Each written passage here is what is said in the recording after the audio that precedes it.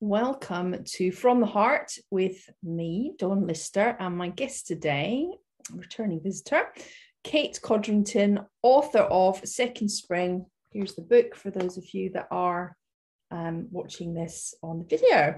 Second Spring, the self-care guide to the menopause, which has become my Bible and many of my clients' Bibles who are also going through peri and are in menopause. Welcome, Kate. It's so wonderful and kind of you to come back and talk again. When you were on last time, we had so many lovely comments and shares and messages from people who really found value in the things that you had to say. So it's very kind of you to come back. Oh, well, I really enjoy talking to you and to bringing reassurance and compassion and kindness to this hot topic. We're talking about symptoms today. Oh my gosh, no. There are so many. I wonder how many of our listeners have done what I've done, which is in the middle of the night when you can't sleep, get your phone out and Google your symptoms. Oh, don't do that. Don't do it. Oh my God. I've got Alzheimer's, cancer, a brain tumor, motor neurons disease. I have everything. I now have health anxiety. Oh, it's ridiculous. I mean, I can laugh, but in those dark moments when your symptoms just seem so overwhelming, it feels like this can't be menopause. Don't be ridiculous. Is that a common thing you hear? Well, okay. Step one, don't have your phone by your bed. No, you're right. I shouldn't. But that's something that yes, it is common. You know, it's our lovely devices give us the gift of connection, but they also they also give us the gift of disconnect from ourselves and from what's actually happening. And if there's one thing I really would guard against, and that's overthinking. Yeah. Because it makes it all possible, because in two clicks on my phone I can see 50 different possible solutions to whatever is ailing me in that moment. You know, there'll be somebody telling me that it's about my histamine levels, and somebody telling me it's about my childhood trauma, and somebody else telling me about that I've eaten too much broccoli, or that I need orthotics, or I need a little gadget to hold, an electric gadget to hold at night that will make me sleep. And then, you know, like everything is like comes at us like this. Are we swearing? Is it a swearing? Swear. Okay, it comes at me like a fucking tidal wave. Yes. It's true, you know, and and that instantly disconnects me from myself, from what is actually happening with me in the moment. So yeah, I've been thinking about that a lot this morning, when I've been reflecting on what I'd like to contribute through From the Heart, this conversation, and that it's like the antidote to overthinking. Yeah. Thank you for that. I think that's a really valuable two things. First one, don't have your phone by the bed. I got into a very bad habit, and weirdly we spoke about this on the previous episode with Mara, who we interviewed, and I interviewed, and I was saying I got into the habit because I started downloading Yoga Nidras and listening to them in the night when I couldn't sleep, and it really helps. But the downside to that is I also have a phone by my bed that's going ping, ping, ping, and the minute I open my eyes, there's all these messages, and I've kind of set the intention to leave the phone in the other room, but I haven't actually done it yet because I keep forgetting. Yeah, I mean, I think I get that, because I have that dilemma too. And you can set, phones are smart. You can set your phone to go into like nighttime or quiet time or something or other time. You can turn off your internet connection.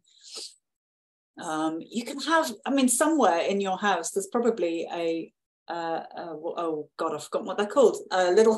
Here we go, little square box with music inside it. Oh, I know, it's a Walkman.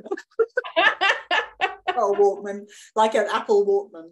Yeah, exactly. That's a great idea. Yes, there will be, won't there? There'll be other devices that you can stick a Nidra on. Yeah, that's a great idea. And actually for iPod, got it. iPod, that's it. And for people that are listening, if you don't know what Yoga Nidra is, I would say, well, I'll let Kate explain what they are, but also to say that she has some available on her website you can listen to. And it was a game changer for me taking up Yoga Nidra. Really turned my energy levels on their head. I mean, I'm not where I should be, or not where I'd like to be, but so much better. I don't now crash in the way I did because I practice Nidra. Maybe you could say a few words about what Nidra is and what you offer in terms of. Yeah, well, Nidra saved my ass through perimenopause completely too, and it's meditation for people who don't like meditation.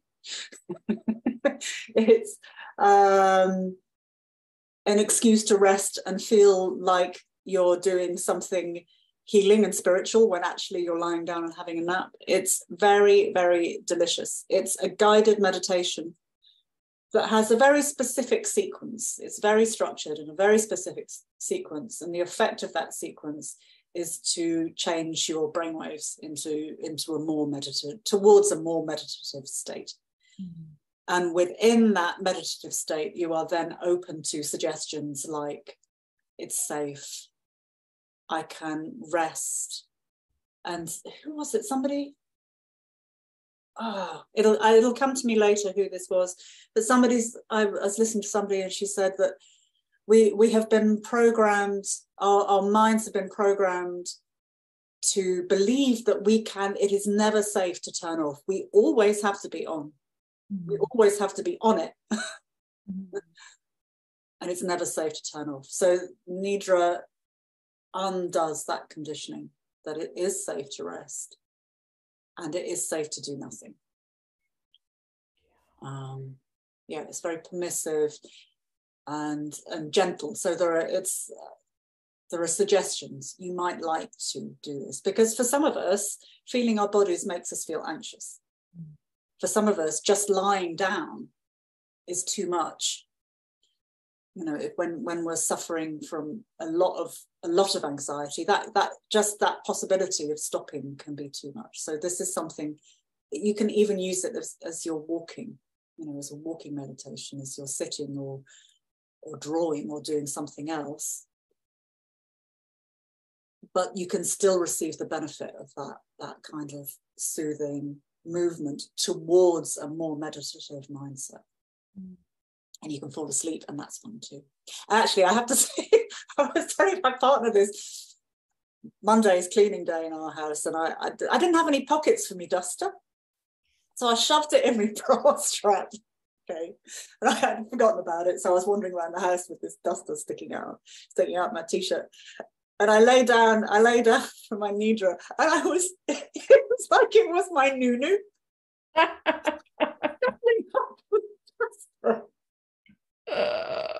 My nunu. Oh my god! It was really soft. So funny. Anyway, there you go. Inside of my life. Oh, cuddling up with dusters. Cleaning and Nidra, I'm liking it, and cuddling with oh, it's a really nice thing. I mean, I do, on a difficult day I'll do 2 or 3, but on an okay day I'll do 1. But I'm currently suffering from raging anxiety, which is not something I've really experienced in life before. I've had bouts of anxiety which were related to an event that was, you should be anxious about, literally there was something going on. But this is anxiety that Kate has come out of nowhere and is crippled me completely. I in my head, I don't feel anxious. I don't have that thoughts turning over and over and worrying about something. But my body is like at a 10 out of 10 on anxiety some days. And I have been like having to cancel everything, even had to cancel clients. I never cancel clients. And I've been trying to, I've been doing more Nidras, and that does take the edge off. And I've had to do things like, where you cuddle something when you're doing a Nidra. That can be really soothing, or put a blanket over my head and kind of make a little tent. kind of a little escape into this like peaceful world that I need to create for myself. But I kind of went to your book because I was aware that if there's a symptom that's coming up, and let's unpack this a little bit, not necessarily about me, but this process, that all right, it's a hormone thing that's happening, but also there's probably something else behind it. So I've been trying to stay in a very curious place about, okay, I'm in a place where I don't even want to leave the house. I feel very tearful and overwhelmed, like I can't be in my own skin. I don't know what this is really about. So I went to your book and I was kind of trying to unpack a little bit about what was going on for me. And you know, I think I'm in that separation phase, you know, where I'm like going, this isn't working for you anymore, the way you have your life set up. And unconsciously, you know that, but you're not doing what you need to do. So something's got to change. And when I came to that understanding, I could feel the resistance to the change. I don't like resistance. It's not my friend. I'm currently in a state where it's not my friend today. I want to carry on as if I was still pre-pandemic, not in my perimenopause, juggling 100 million balls and being superwoman. And I can't do it anymore. And I'm in a bad mood about the whole thing. So I know surrender's got to happen, but it's really difficult. It's so hard. But you say, and I've got on a little post-it note here, and I wrote it down at the beginning of our before we started, if it's not messy, you're not doing it right. So I'm in a messy phase, so I'm doing it right. Clearly, yeah. I'm doing it right. But you know, all joking aside, I'm sure this is an experience that lots of our menopausal people who are listening or perimenopausal people will relate to. What would you say about, you know, anxiety generally?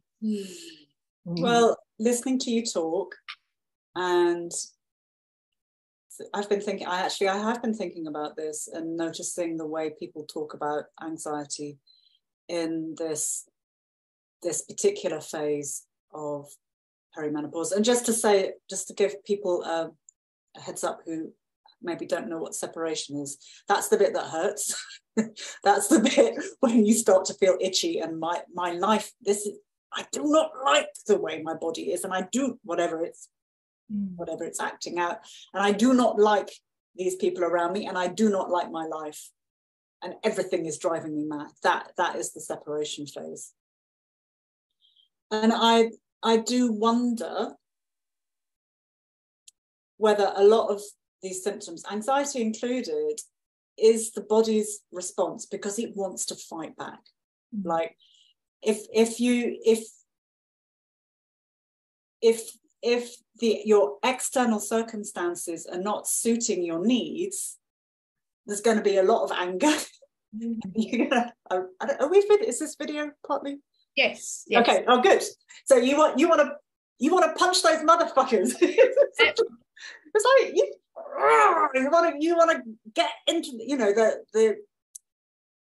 we're feeling aggressive and angry, and there's a lot of agitate, or you know, that might be, you know, not out of your consciousness, but there's a lot of agitation. There's a lot of scratchiness, a lot of irritation around. And what if the sweating or the anxiety was that really true impulse to go, this isn't fucking suiting me. How dare life be like this? And that is, as far as I'm concerned, is an absolutely legitimate response. But of course, it's not logical, and it doesn't fit with our commitments. It doesn't fit with earning a living. It doesn't fit with caring for the people around us. It doesn't fit with who we think we are, and we're not very nice. So, you know, we've all been socialized to be terribly nice and compliant and helpful and loving and, you know, sacrificial and putting ourselves first. And, you know, that's the how we think is nice. So the difficulty is allowing. The difficulty is not allowing that expression. Yeah. So I think also, and you know, anxiety also is a sort of, sometimes, not always, and this is a bit simplistic, but it can be like a suppressed fight branch of the nervous system. Yeah, that makes a lot of sense. It really does. And I think, as you said, that's the word, we're bred to be nice. You know, especially as people who identify as women, we're bred to be a very specific way, soft and kind and always putting everybody's needs first. That's not to say that some men don't do that, but that's not how society expects them to be. There's a huge expectation that that's who we are. And I think for me, as I started to unpick the anxiety, and I've done a lot of sitting with it, it's been torture. If I could have unzipped my body and run off like a little alien, I would have done. I would have crawled under a bush. I've spent a lot of time sitting on the step outside my cabin where there's a couple of little trees and the shade, just trying to calm myself and like hold the tree and just go, it's not fair, I don't like this. But as I unpicked it, all the stuff that I've been doing for everybody else forever, it's like, and I keep thinking, oh, what about me? You know, what about me? What do I want now? You know, not that I resent what I did in the past. You bring up your family, you run a business, you do what you do. But what about me now? And I think, and I've expressed that to the children and to my husband. I keep saying, you know, what about me? I said, I've got to, and they kind of look at me like I'm a bit mental. What do you mean, what about you? Like, well, what about me? Like, you're all adults now. I can't always do everything for everybody. I need to reclaim who I am. And then there's some grieving, maybe, isn't there, around that? Well, look at all these past 30 years. Well, I've been bringing up a family and running a business, looking after clients, not looking after me and what I like. And I bet you, as people are listening to this, there's going to be a lot of people who will say the same thing. It's grieving and that rediscovering the stuff you've left behind a common theme, would you say? Oh God, yes, because once you see that and that, what about me? What about me? You know, there's going to be a lot of different feeling around that, and the grief is such an important part, because there's that kind of sadness and that kind of love and compassion towards all those years that we haven't been able to put ourselves first. We haven't been able to choose that. And that's a really important part. And along with many other feelings, so there may be rage as well, there may be shame around that.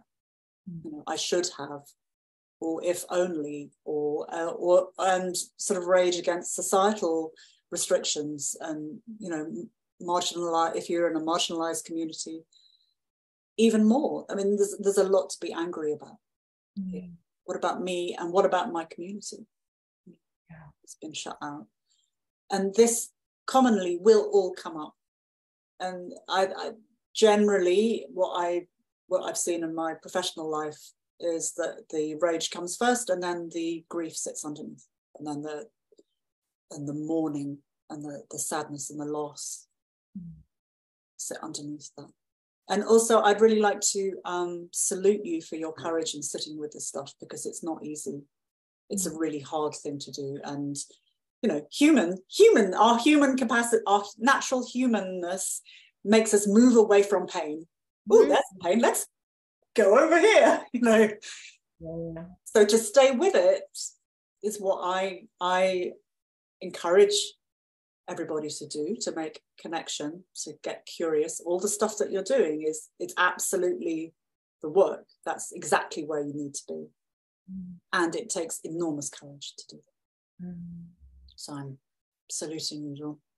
Thank you. It is hard, but your book has helped, actually, and on years of therapy, obviously, but the book really did help me to see this as a rite of passage that I could work through, and something that it was going to be difficult, but that there was many gifts inside.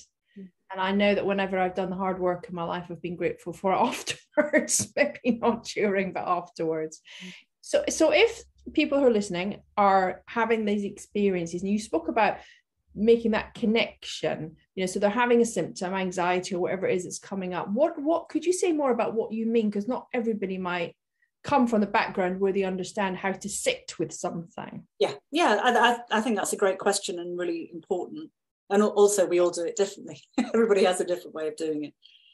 So, and I think this you know, this kind of addresses, I'd like to kind of address this by talking about coming from the overthinking, to the place of overthinking. I'm just assuming that everybody's overthinking, just like me, because, you know, we have Google and we have Instagram. And so it is Susan Weed, that's right, is a venerable American herbalist for women's issues. And she has this sort of table of intervention, and the first thing you do is nothing. And what she means by that is, when you have a symptom or a condition or something that comes up, or something that's troubling you, you do less, which probably means saying no to some stuff. So you have to edit some stuff out of your life, or defer it, or reschedule it, or do something with it. Rest more. And pay attention to what's happening. So that means that you talked about sitting on your step under the shade of the trees, which sounds very nice. It means finding some place in your life. It might be on the sofa. It might be sitting on the loo for some people. I don't know, some sort of place that feels safe enough so that you can feel into your body. So if it's an anxiety thing, that might be daring to feel into the beating of your heart. So daring to feel the edges of how quickly that heart is beating, and what that is actually like inside your body. And I would strongly recommend that we pendulate. It's a fancy word, isn't it? That you go in and out of the experience so that it's manageable. I'm not suggesting that you go into the horrible, don't go into the pit of hell without a fire extinguisher. And some mates, you know, go in, feel it a bit, and then come out and go, okay, so how was that? So that you're going into, oh, well, the edge of that, I'm just making stuff up here, but the edge of, I can feel my heart here, and it feels very hot in the center, and that heat kind of extends out into my collarbone. So where is the edge of that feeling in my heart? Is it around my collarbone? It kind of goes around to my nipple, and there's a bit, it's kind of above my solar plexus. And okay, so it's that space in my chest. And I'm like, okay, so it's that space in my chest, and I might put my hands on it, maybe, if that felt nice. And then I can let go of that and go, oh, well, that was that feels that. And then already that makes it, that cuts out all the, I'm having a heart attack, I have dementia, how am I going to get there? I have to go and pick up blah, blah from thing. And then there's this, you know, there's that, so there's this shape sensation in my chest right now. And it brings us back into, there is only this moment. And it brings us back into the somatic reality of where we are right now. And that is one way of doing it. And, you know, some people will have more facility to feel sensation in their body than others. For other people, it might be the sense of coming into connection might be, I can feel my hands. I can feel the texture of my fingers on my palm right now. And I can feel the feeling of my socks underneath my toes. And then go off. And then come back. And then I can feel, oh yes, I can still feel my hands, or I can feel, this is a lovely one, I can feel the warmth of my mug, which is so comforting. And that's coming from the senses, but it's still in connection with yourself. And sometimes that can be enough. And what you're looking for is you kind of said it with the Nidra when you were reporting about what you're currently experiencing the Nidra. It brings down the charge enough, a little bit, to give you a bit more wiggle room. And when you can reduce the charge a bit, then you can think more clearly, and then you can act with more agency in your situation. But first, we have to do nothing in order to do that. And that's really hard, isn't it, for people? Because I don't know many women who've ever really done nothing. We've all been so busy doing for everybody and trying to kind of make sure everybody's happy and everybody's okay, that to stop and do nothing in itself can feel quite overwhelming. Okay, but for 30 seconds, can you manage 30 seconds? Yeah, exactly. Yeah. Can you manage one exhale? Yeah. You can do it in one exhale into your heart. Yeah. Just a nice pause. Yeah. And that's, you know, it has to be manageable, because I mean, I know what you're saying. I get what you're saying. It is really hard. But actually, we are taking time for ourselves all the time. It's just that we're not really focusing on us. We like, oh, fucking hell, and we have a little scroll. Yeah. We have a cup of tea with your friends. So we are taking time for ourselves, but it tends not to be mindful. No. Yes, exactly. Exactly. And so when you do step into that mindful world of that experience of being in the moment, it's fascinating, the stuff that comes up for you. Yeah, and it doesn't have to be long. No. It doesn't, you know, I have this, my thing is creativity, and I constantly have this fantasy of I am only allowed to be a creative person if I create a whole day where I waft around in big silk scarves and like a butterfly and noting down marvelous ideas. You know, I mean, that's never going to happen. It's never. I have a business, I have a family, I have, like, you know, insanity around me. So my commitment is to, you know, 10 minutes. I can give these many projects, one of these many projects, 10 minutes a day, and that's enough to keep my pot boiling, you know. Yeah. And it's the same with self-care. It has to be a doable commitment. And if it's 30 seconds, then that's really fine. It's 30 seconds. I was just, as you were saying that, I was just thinking about, that's a really typical outlook, isn't it? It's that black or white, isn't it? I'm recording in my art studio. I'm very, very fortunate. I wrote in my blog for my introduction to this episode, at the end of it, I'm in that place in my life where I can afford to buy an art studio, but I can't afford the time to be in it. which when I wrote it made me so cross with myself, because we actually built it for me to work in, and then in the end I didn't need to because the premises worked out and it was fine. So I said, well, I'll have an art studio then, and I just moved, and it's beautiful. It's paints and collage and knitting and easels, but I rarely come in. But when I wrote that, it really struck me how little I was giving to myself. This thing that I love. The reason I did it is because as a child I always drew. I was always drawing and sticking and doing things like that, and I probably would have loved to have gone to art college, but you know, working class family, had to get a job very young. It was never going to happen for me. It doesn't matter. I can still create, and as you say, 10 minutes a day. So what I've done is I've taken into the home pads and pencils, so they're on the tables around the house. If I sit down, I can doodle. And I guess everybody will have their thing, won't they? And it might be, you know, pruning in the garden or making a cake or something, because creativity feels important. Would you agree? I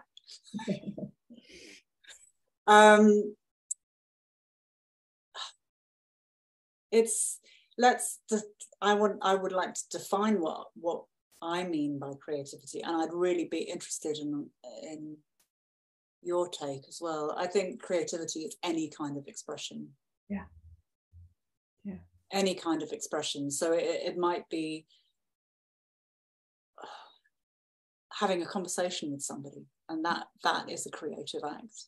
You know, again, we can kind of fall into this ideal of you know, being at the easel with a beret.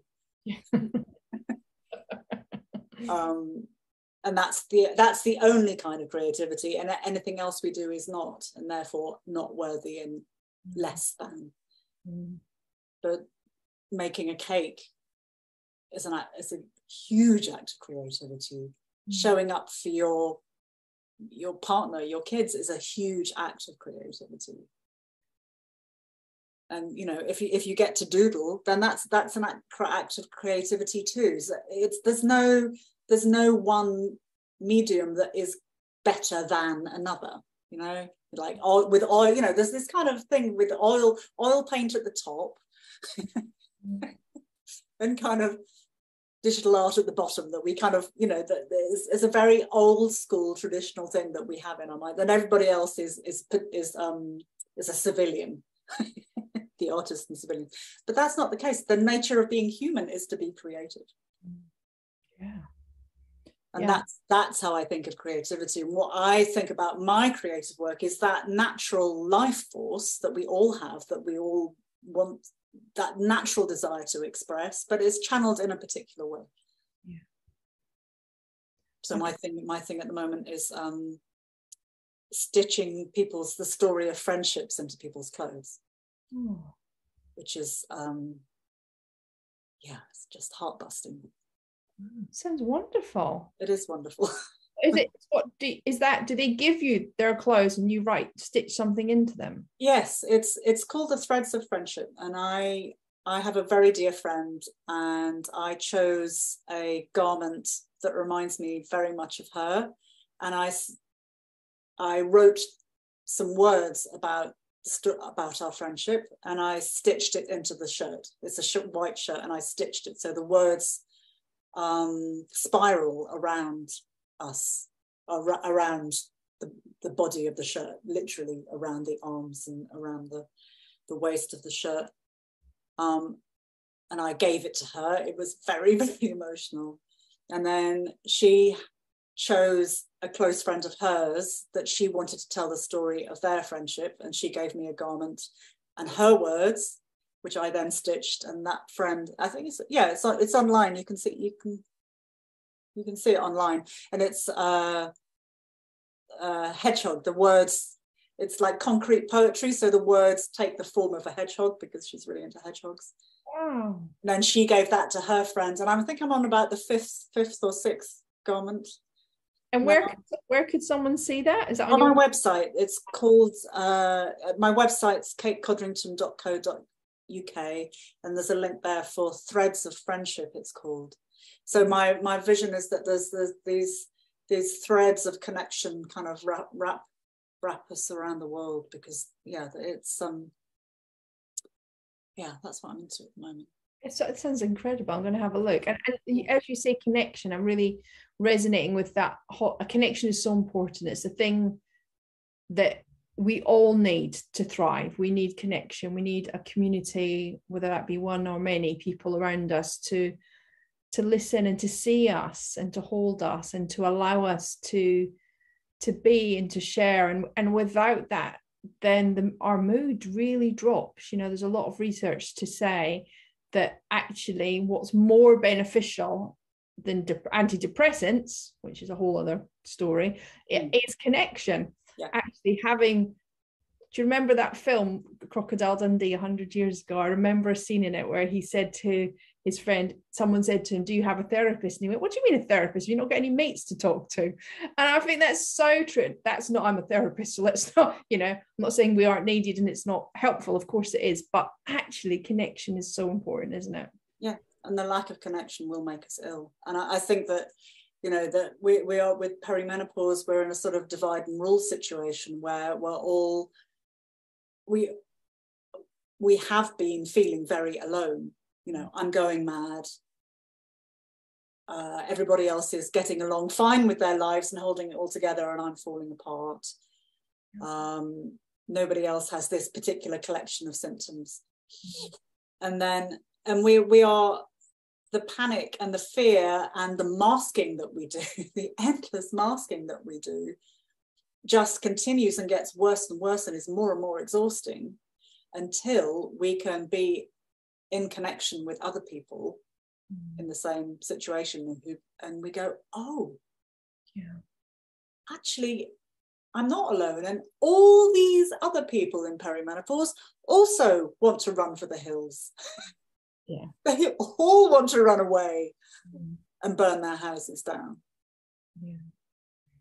And so maybe I'm not the freak that I thought I was.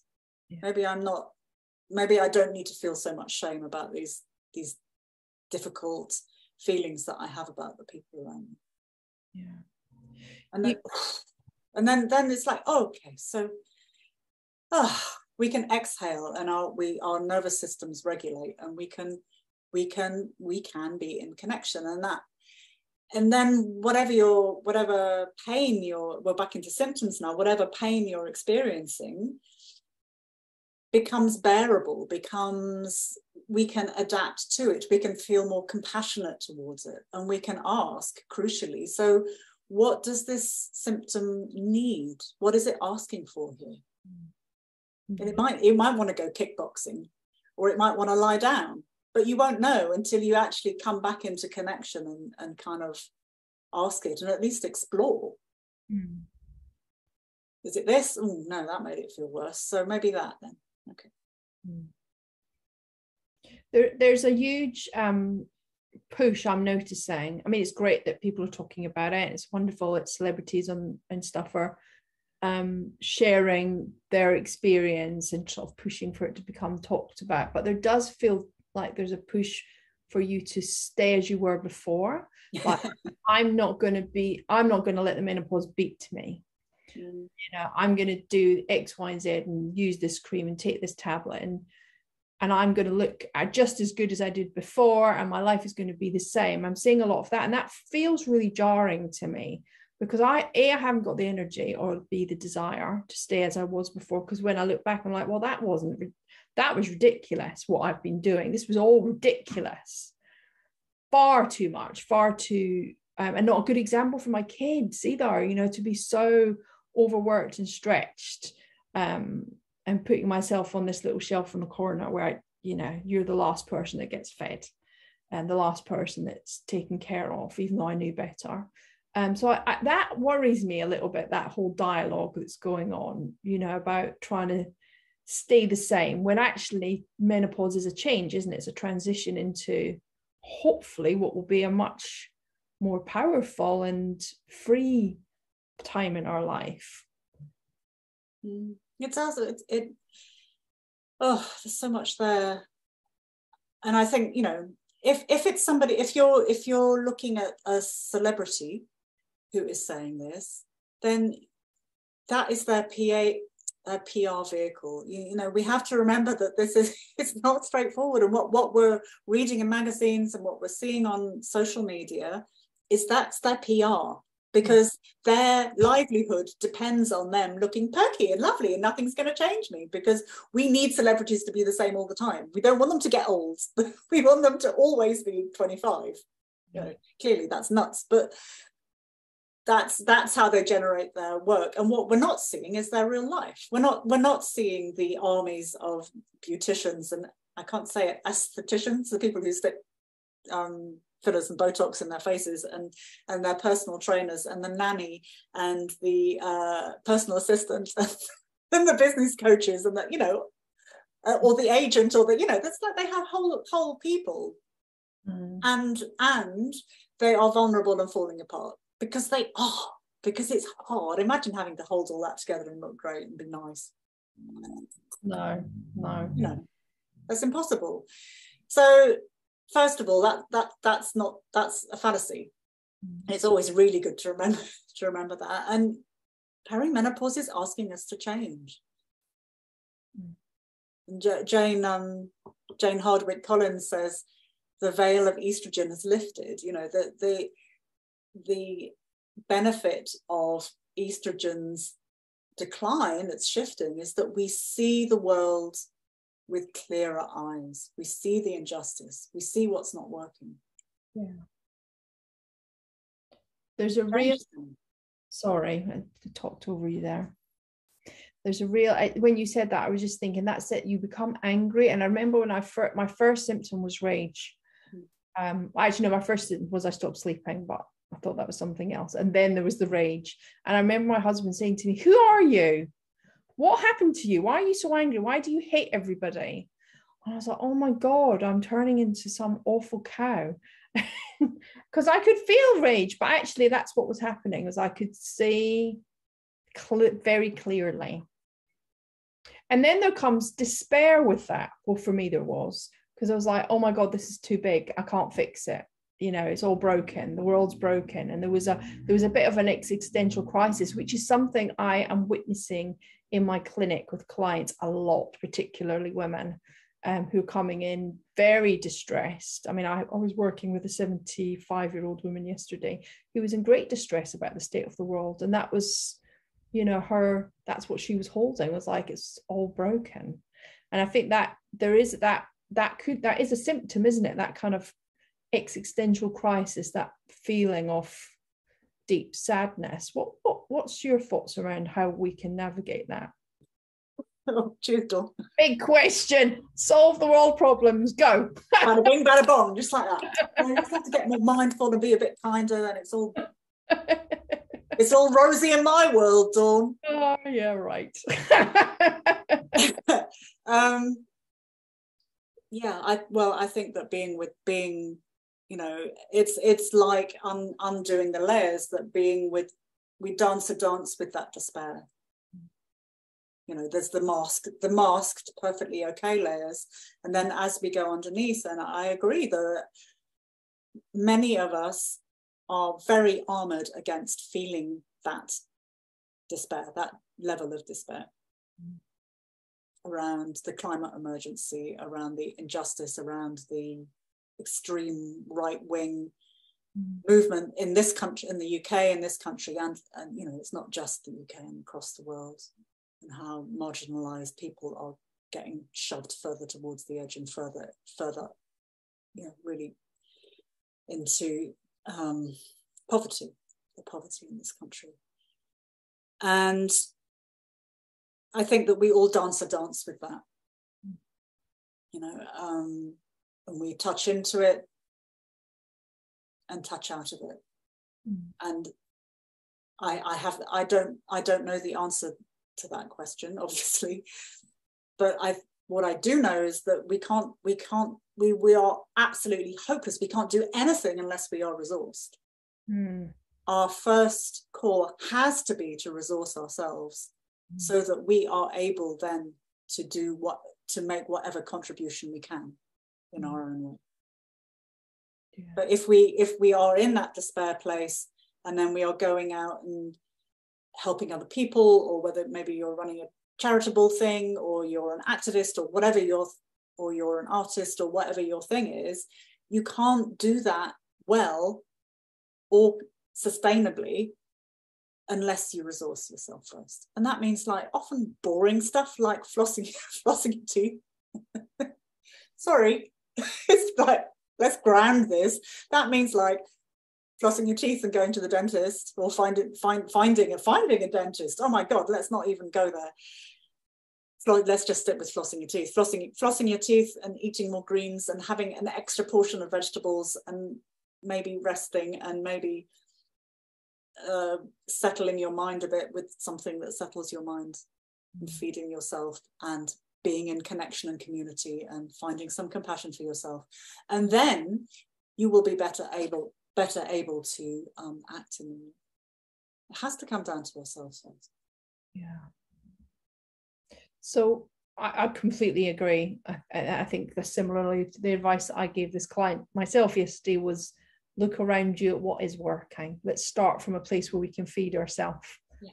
You know, like we sat and we looked at the tree out the window, and the squirrel and the birds, and kind of said, let's bring ourselves into a state of regulation. Because I think in this, obviously this person was menopausal, but I'm speaking about perimenopausal women particularly, we are dysregulated, aren't we, quite a lot of the time. So we have to kind of put moments, or for me, I've put moments in my day as much as I can where I regulate myself, so I don't, you know, before I could jam pack back to back all day and I would be fine. At the end of the day, I could then go and do something else. I now need processing time between things, time to think, and time to check in with how I am. And also I've learned to go, if I'm not resourced, to cancel things, which I never would have done. I wonder what our listeners are thinking, like, oh my gosh, they're probably maybe feeling some guilt around needing to cancel, or maybe can you say more about that? I'm going to barge right in there. I'm really interested in hearing more about how you resource yourself to cancel things. Tell me about that. Gosh, well, I kind of check in with myself before I go anywhere and say, what's it going to cost me to do this? Okay. That's my first question. Because I noticed once I hit perimenopause, I couldn't be in big groups anymore. I just couldn't do it. But sometimes I have to because I'm married, and it's kind to go with your partner to things that they want you to be at occasionally. So now I say to myself, have I got the capacity to go? And what am I going to have to do to get there? So at the beginning, I would have had to have an alcoholic beverage to get myself out the door. And then I decided, well, if I have to do that, I probably shouldn't go. So I asked that question. If I need to give myself a substance to get me there, I'm not going to go. I also make the decision that if I'm not feeling good when I'm there, I'm going to come home, and I let everybody know that's what's going to happen. And if I know there's something coming up, I make sure, and I want to be there, I make sure that I've had some quiet time before I get there so that I have got some inner space. I mean, that's just how I've worked it out for myself. So, and I don't feel guilty about saying no. In fact, I bumped into somebody a couple of days ago and they said, people are talking, you know, and I said, about what? And they're about you, because you never go anywhere. We thought something had happened to you. And I said, yeah, it has. It's called the menopause. And she went, oh, I feel the same, but I just, you know, I just have a drink. And I said, well, I don't want to do that. I said, that's fine, but I don't want to do that. I just don't want to be there. If I need a drink to go, I'm not going to go. So I don't know if that answers your question, but that's kind of how I've worked it out for myself. Thank you. I think that's really interesting to hear. So there's something about padding, like you're noticing when you need a drink before you go. You're thinking about it before you go. And there's also a lot of permission in there. You're giving yourself permission to cancel, to not stay long if you don't want to. And I would add to that, managing other people's expectations, like the person who's talking about you, who said that people are talking, telling the host, I'm going to come, but I'm only going to stay for a short time. So that you set, and also tell who, you know, your partner or whoever you're going with, that I'd love to come with you, but I will only be there for a short time. You have to. Otherwise, I mean, I look back and I think I've always done it. I think I've always gone to things I didn't want to do, but I just went to them a bit pissed. I mean, really, and I don't really drink anymore. I mean, I don't never drink. I have the odd glass of wine here and there, but I can't. My system doesn't. And that's another thing in menopause. You can't take substances like you used to. I'm very sensitive to so many things now. And the way I'm looking at it, and this is thanks to your book, is that my body's just saying, stop. You've spent years not doing the right things for yourself. Now I'm going to make you, or you're going to break. And I won't break. I refuse. I refuse to break. You know, it's not good for me. It's not good for anybody else. So I'm going into this transition with thoughtfulness and with kindness towards myself, but still bloody awful. I'm not going to pretend it's fun, because it's not. It's very messy. Mm-hmm. We said at the beginning, we're going to speak about symptoms. We spoke about anxiety and tiredness and this antisocialness, which is quite common, in the rage. What are the other symptoms you might like to mention or share, if any? You know, I'm going to be really an evil guest. Go on. And I'm not going to name symptoms. Okay. I think there are very, very many places on the internet where you can get an endless list of symptoms. And you can talk yourself into them, and actually reading lists of symptoms will likely make them worse and make you panic more and overthink more. And instead of talking about different symptoms that you might experience through your midlife, I'd like to reframe that. I am going to reframe that and invite you to think about what you might need to soothe yourself right now. And if you have, for example, if you have an aching joint, then what might that aching joint need right now? how could you really be compassionate and kind towards that joint? And I bet anybody listening to that with an achy joint will instantly know what the joint needs. And then in the second instant will say, but I can't give myself that. Like, we kind of know it means, well, it needs a bit of rest and a bit more mindful exercise or something along those lines, and probably a bit less sugar and or a bit less booze, a bit less white bread, a bit more, you know, something a bit more nourishing in our system. And it's, oh, but I can't do that because, and I have to blah. So how can you give yourself a little bit of what you need?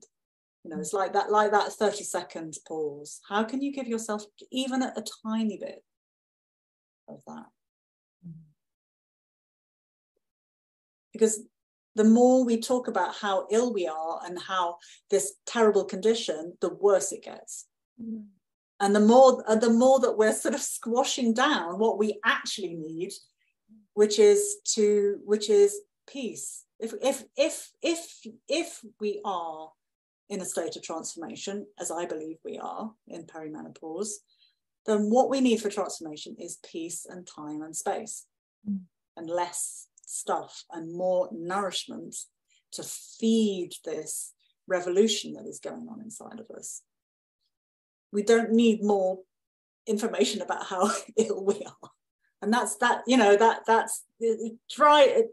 it makes me want to tear my hair out, because that's what's with this new awareness and this new dialogue and narrative about menopause. That's what's happening. We're being told that we are sick, that we're deficient, and I think that's why the celebrities that you're talking about are, you know, I'm going to carry on as before and take the pill and blah blah blah, because the alternative is to be deficient. But actually it's a revolution. It really is, and it does feel like that. And I think also there's a revolution around, and I think it's something to do with our generation, potentially. I'm not going to lie down and die because I don't look 25. I just refuse. Like, I've got a lot to bring to the table. I haven't got the energy to give it yet. I'm too tired because I'm transforming. But I know that when I come out the other side, all the wisdom that I've gleaned over the years will be a gift. And I don't know what that will look like or how I'm going to share it. And I have a suspicion it won't be how I've done it already. I think it will look quite different. I'm quite excited about that. But I think that's the thing. Our generation of women aren't going to become invisible. No. Choose. I know that a lot of women, you know, my mother's generation and that generation, their life ended and they came into menopause. You know, they stopped working, or, you know, they stopped going out. They started dressing differently to hide themselves away and become very beige. I can't see any of my friends being prepared to do that. I have told my daughter, if I ever start wearing pastels, that she can shoot me. In fact, she should shoot me. Take me out now. It's too peach and lemon together. See you, mother. Okay, thanks. Thanks. Bye bye.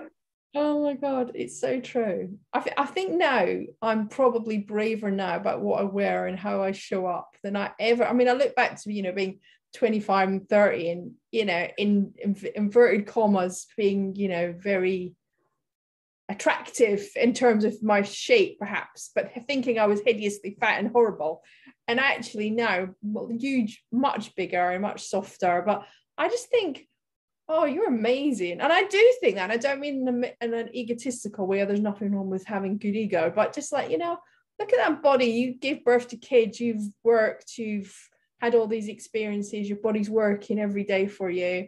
Aren't you amazing? Why shouldn't you celebrate it with some crazy clothes and some big, you know, expressing myself the way I want to? And I do believe that women of our age, on the whole, are going to refuse to sit down and die. We've got far too much to say. We just need a minute to put our words in order. Because my words are not very in order. Yes, we've got too much to say, and we're going to say it all in the wrong order and back to front. very loudly. Exactly. So that I'll be curious to see what this generation of women does as we step into menopause, because we're very, very powerful. I mean, the Dalai Lama said, didn't he, the world needs more women in government. He was right. Yeah. He was right. Yeah. You had a reading you were going to share. Oh, yeah. That would be lovely if you would. Yeah, this is from Second Spring. And yeah. So I'm just going to read it. Okay. Don't need to preface it with anything. Understanding how the fluctuations in the body's endocrine system affect you will help you find treatment and practice self-care, as well as reassuring you that you're not going mad. Knowledge is indeed power. I would be cautious, though, not to get lost in overthinking. Frantic Googling about brain fog. That's a symptom. Is not going to help you think more clearly, and it will probably raise your anxiety. Splitting body and mind into two separate categories is like reducing an extraordinarily profound system into a Ford Capri. When we do this, we can miss out on the real juice of well-being. Rather than being made up of mechanical bits and bobs, you are comprised of interconnected systems in a dynamic state of flux. As Liz Cook explains in Stalking the Wild Soas, now is the time to dissolve the old story and inhabit the new paradigm of body as a living process. Your first step in finding help should always be, there's a should, that's my should. It should always be, what kindness can I show myself now before anything else happens? There you go. Thank you. Yeah. Wow. Yeah. Where are these beautiful, endlessly creative rivers of creativity, dynamic beings made of stardust and magic and pure sparkle, really, coming out the stars, spinning around on a planet in the middle of nowhere at a gazillion miles an hour. And how bloody extraordinary is that? And if we think that taking one pill is going to fix us and turn us back into how we used to be at 25, it's like we might have to think about that again.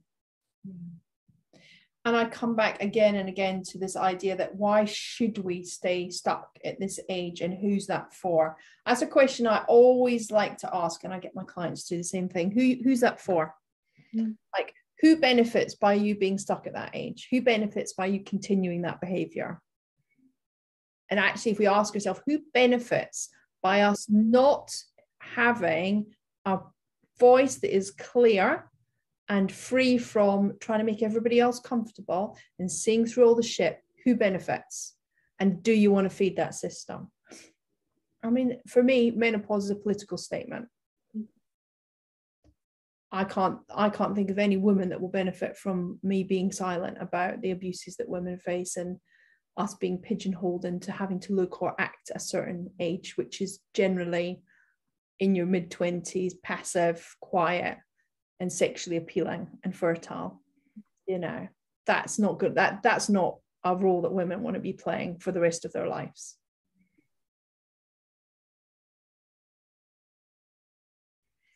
So I just, when you were reading your passage, I had marked a passage actually that I want you to share very briefly, and it was actually a comment from one of your people that obviously you interviewed for the book, and it was about what we need to do during separation, and the title was "Do Less, Then Do Less Again," which is definitely my motto now. I do as little as possible, still far too much, but I'm getting there painfully. And you say the heading is "You Will Shed Identities," and Tanya said, "I have let go of every role utterly. Some I've dropped, some I do better, and some I have changed so radically that people no longer want to interact with me." I thought, spot on. That's exactly it. We will change. And the question is, are you going to change in a way that works for you or works for everybody else? And I guess let's do the one that works for us. Yeah, absolutely. Yeah, I get the cold shivers listening to those quotes from people, because I guess because in my community, in the community that I hold with Leora Lieboff at Womankind, there are people there navigating perimenopause with all the challenges that you've mentioned, that many of us experience. But the frame is one, the lens is one of transformation. The lens is one of perimenopause as a means to growth, as a means to working better, more sustainably, making better change in the world. And that gives those quotes, the way they view the challenges, completely different to a catastrophic failure. It's like, no one is speaking to me and I'm going to do less. Yeah. Thank you. Could you share with our listeners where they can find you and what it is that you offer? Yes, I would love to. Thank you, Dawn, for the opportunity. I mostly inhabit. My website is a really good place to go. It's katecodrington.co.uk, and through that place you can find this Aladdin's cave of lots of Yoga Nidra, so you can download them onto your Walkman. Onto your Walkman by Apple, which I think I'm going to trademark that. And there are workshops there, and there are like 10 tons of articles, and there's a podcast called Life and Inside Job. All the episodes are there, and there's a lot of inspiration from professionals who help with perimenopause, with giving information, but also really soulful, beautiful, lovely stories with amazing humans about how they navigate the world, which is, I find, incredibly tender and delicious. So it's a huge amount of stuff there, which is, most of it's free. You can just get your hands on. And then the other ways that I offer services, I do one-to-one sessions with people, and I have a menopause doula service. So that's the idea is that you manage your budget, you pay monthly, so you manage your budget, so you know exactly how much is coming out of your bank account every month. And I'm kind of on your team. I'm like here, and you get like, I don't know, it's like 500 minutes about, more or less, of time in big sessions or shorter sessions, whatever you want, and email contact in between. So, you know, you can WhatsApp me and go, Kate, this happened. And I go, it's okay.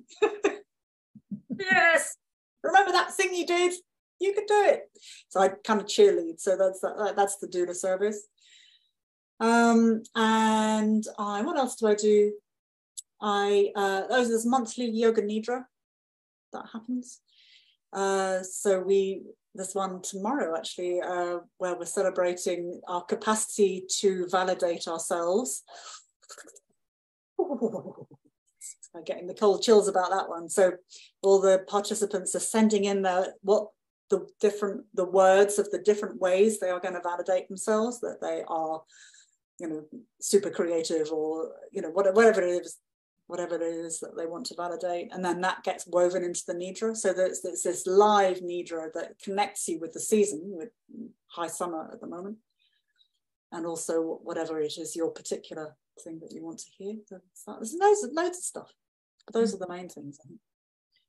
Wonderful. And I as I said earlier, I give your podcast and everything out to people regularly, and I listen to your podcast a lot. I listened to two, one yesterday and one this morning actually, and the one I currently have brain fog, can't remember anyone's name. It took me 10 minutes to say fire engine last week. It's quite, I mean, it is amusing, but one of the ones I listened to yesterday was it an Australian lady? Did you interview an Australian lady? Jane Hardwick Collins. That's the one. I've listened to loads of them, but I really enjoyed her episode. I thought she was like, she is a firecracker. She's been doing this seasonal women's work for like decades, as long as Alexandra Pope. I mean, like most of her life, and she's postmenopause, and she's in her 60s now, I think.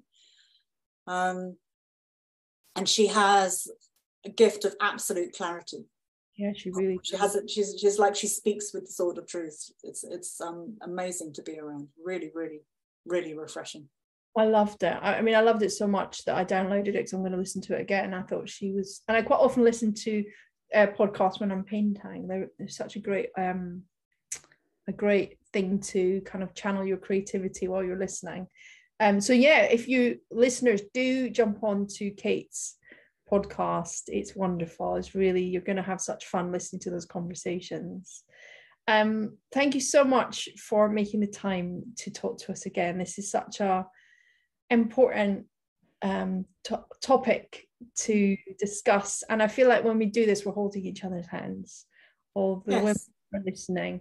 And I really want, like to remind people that every time that they do something kind for themselves, they take a 30-second pause, or they say no, or they don't turn up to an event, you're giving permission for other women to do the same. It's not just about us, but it's seldom about us, really.